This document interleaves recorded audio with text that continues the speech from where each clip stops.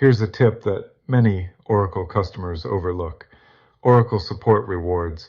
If your company pays Oracle a hefty sum for on-premises support or maintenance of databases and other software, moving workloads to OCI can create a double benefit.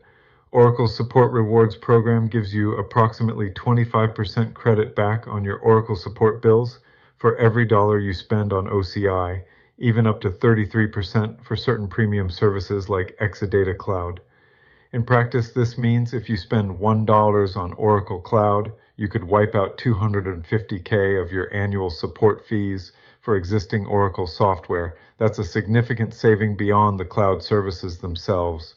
Bring this up during negotiations. Make sure Oracle accounts for those support reward savings in the overall deal economics. It effectively increases the ROI of your OCI investment. Additionally, if you're weighing OCI against other clouds, remember to factor in these rewards.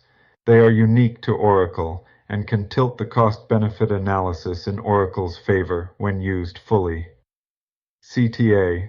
Use every advantage at the table. Oracle support rewards can substantially lower your total cost. Leverage this program and remind Oracle's team that every cloud dollar you spend also benefits you on the support side, a win-win you deserve to capitalize on.